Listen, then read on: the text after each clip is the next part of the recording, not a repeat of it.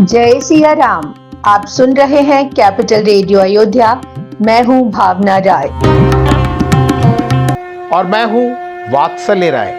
सभी सुनने वालों को जय सिया राम। कैपिटल रेडियो अयोध्या में आप लगातार सुन रहे हैं रामायण की कहानियां। रामायण का अर्थ है राम का अयन, यानी भगवान श्री राम की यात्रा। ये वो यात्रा पथ है जिस पर बढ़ते हुए राजकुमार राम मर्यादा पुरुषोत्तम भगवान हो गए। पिछले एपिसोड में हमने सुनाया कि कैसे रावण के शव पर शोक जता रही मंदोदरी ने भगवान के प्रताप और प्रभाव का गुणगान किया। अगर आपने वो एपिसोड नहीं सुना है तो हम उसका लिंक डिस्क्रिप्शन बॉक्स में दे रहे हैं। और अब आगे की कथा। आई विभीषण पुनि सिर नायो, कृपा सिंधु तब अनुज बुलायो। सब मिल जाहु विभीषण साथा, सारे हु तिलक कहेउ रघुनाथा। रावण के अंतिम संस्कार के कर्म पूरे करने के बाद विभीषण भगवान राम के सामने आए और अत्यंत आदर से अपना सिर झुकाया। विभीषण को देखकर भगवान राम ने तुरंत छोटे भाई लक्ष्मण जी और दूसरे वानर वीरों को बुलाया। भगवान राम ने कहा, हे लक्ष्मण, हे वानरराज सुग्रीव, अंगद, नल, नील, जामवंत और प्रिय हनुमान जी, आप सभी नीति निपुण लोग एक साथ मिलकर विभीषण के साथ लंका नगरी जाइए और वहां जाकर विभीषण के राज तिलक की सारी व्यवस्था कीजिए, उनका भव्य राज्याभिषेक कराइए। पिता बचन मैं नगर न आवऊं, आप सरिस कपि अनुज पठावऊं। तुरत चले कपि सुनि प्रभु बचना, कीन जाई तिलक की रचना।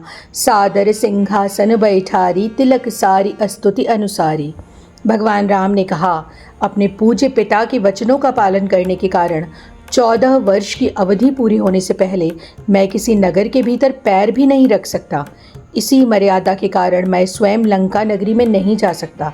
इसलिए मैं अपने छोटे भाई लक्ष्मण और आप सभी प्रिय वानर मित्रों को लंका भेज रहा हूँ।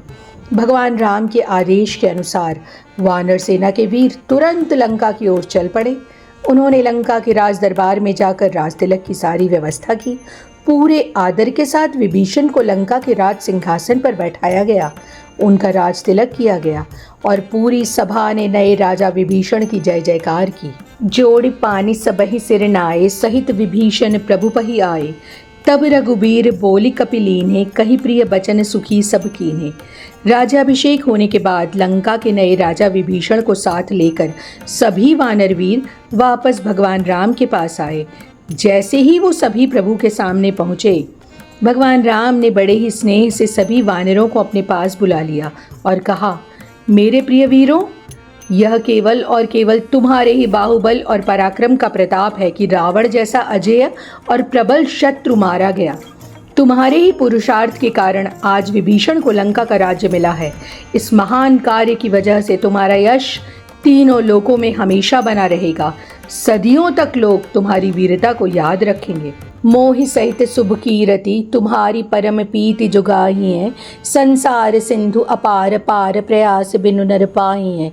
भगवान राम ने कहा, जो भी मनुष्य मेरे साथ तुम सब की इस पावन और शुभ कीर्ति का पूरे प्रेम और सच्ची श्रद्धा के साथ गान करेगा, वो संसार रूपी समुद्र को बिना किसी परिश्रम के बड़ी ही आसानी से पार कर जाएगा।